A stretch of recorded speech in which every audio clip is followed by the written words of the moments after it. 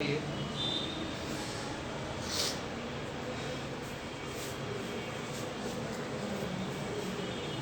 हम लोग पढ़े थे बाबूजी के बारे में कि बाबूजी एक सीधे साधे किसान थे।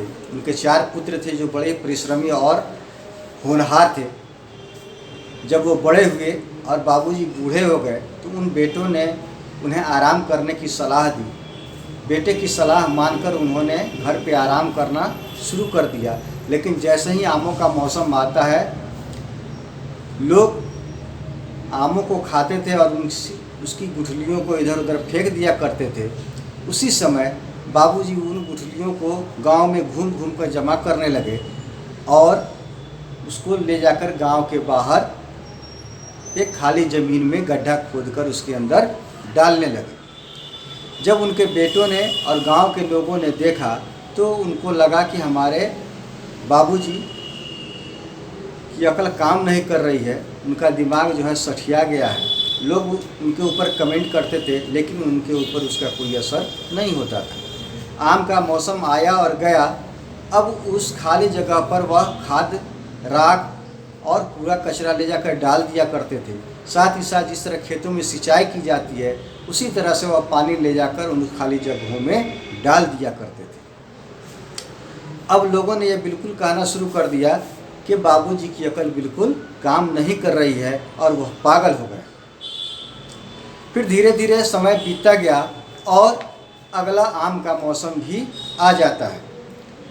जब अगला आम का मौसम आता है उस समय में भी बाबूजी का वही पागलपन वाला काम शुरू हो जाता है। लोग आम खाकर उसकी गुठलियों को इधर उधर फेंक दिया करते थे और बाबूजी का काम था कि उन गुठलियों को उठाते थे और गांव के बाहर खाली पड़ी हुई ज़मीन पर गड्ढा खोद कर उसके अंदर डाल दिया करते थे। जिस तरह से पिछले साल उन्होंने किया था, ठीक उसी प्रकार से इस आने वाले साल में या इस वर्तमान साल में उन्होंने अपने कार्यक्रम को बिल्कुल चालू रखा। गांव वालों ने बहुत मजाक उड़ाया लेकिन उनके कानों पर कोई जूं तक नहीं रही। यहाँ तक कि उनके बेटे भी अब उनसे बहुत नाराज रहने लगे। मौसम बीतते बीतते एक दिन अचानक बाबूजी की तबीयत बहुत ज़्यादा ख़राब हो जाती है। बहुत इलाज होता है लेकिन वह उस बीमारी से बच नहीं पाते हैं और उनका मृत्यु होने का समय आ जाता है और वह मृत्यु के आगोश में समा जाते हैं। उनकी मृत्यु हो जाती है। उनके मरने के बाद समय बीतता गया, साल दर साल बीतते गए, वर्ष पर वर्ष बीतते गए और धीरे धीरे लोग बाबूजी को भूलने लगे। लेकिन उसके कुछ सालों के बाद, बाबूजी के मरने के कुछ सालों के बाद लोगों ने देखा, लोगों ने क्या देखा कि बाबूजी मरने को तो मर गए हैं लेकिन लोगों की भलाई के लिए उन्होंने ऐसे ऐसे काम किए हैं जिन कामों की होने की कल्पना किसी ने नहीं की थी।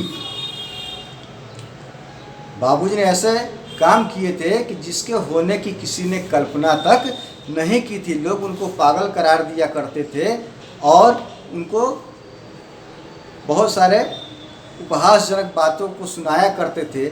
लेकिन उनके मरने के कुछ सालों के बाद उनके इस सनक का, इस पागलपन का क्या फ़ायदा हुआ, उसका एहसास उन लोगों को होना शुरू हो जाता है।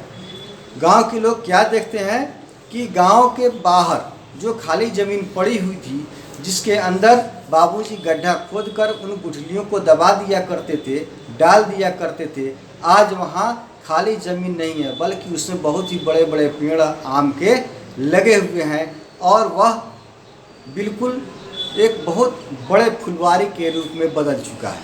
आमों का एक बहुत बड़ा बगीचा बनकर वह तैयार हो गया था। जिसे लोग बाबूजी की सनक समझ रहे थे, पागलपन समझ रहे थे, वही बाबूजी की सनक आज उन लोगों के लिए बहुत ही उपयोगी साबित हो रही थी।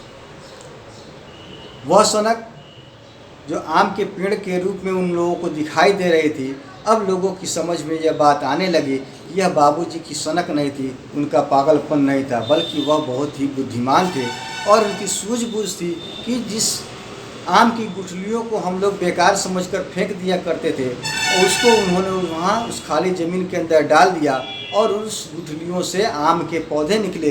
पौधे धीरे धीरे बड़े होने लगे और एक दरख्त के रूप में, एक बहुत बड़े पेड़ के रूप में वो बदल जाता है और वह आमों से लदने लगता है। लोगों को अब फ्री में आम की जो फ्री में आम खाने के लिए मिलने लगा।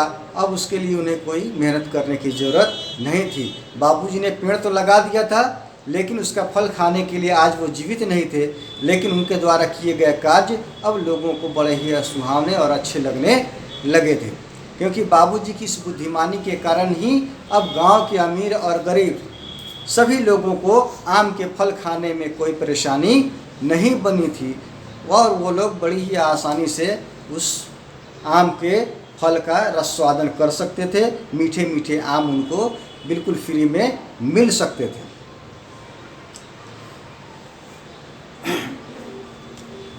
इस कहानी के अंदर बताया गया है कि हमें भी ऐसे काम करने चाहिए कि जिससे लोगों का भला हो। बाबूजी पेड़ जरूर लगाए या गुठलियाँ उस ज़मीन के अंदर जरूर डाली थी, और उन्होंने कभी कल्पना भी नहीं की थी कि इसका फल आएगा और हम इसको खाएंगे। बाबूजी इस बात को अच्छी तरह से जानते थे कि उनके लगाए गए इन गुठलियों से जो पेड़ निकलेंगे और उन पर जो आम आएंगे, हो सकता है कि वह हमको खाने के लिए कभी नहीं मिले, लेकिन उनके मन के अंदर यह बात जरूर थी कि मेरे इस काम के करने के कारण हमारी आने वाली जो नस्ल है, हमारे आने वाले जो बच्चे हैं, उनको बड़ी आसानी से यह फल मिलता रहेगा, और जब तक यह पेड़ जीवित रहेगा तब तक वो लोग फ्री में बड़ी आसानी के साथ इसको उपयोग में लाते रहेंगे, उसके फल को खाते रहेंगे। और जब जब वह लोग इस बागीचे को देखेंगे, उसके फलों को खाएंगे, तब तक वह हमारा नाम लेंगे।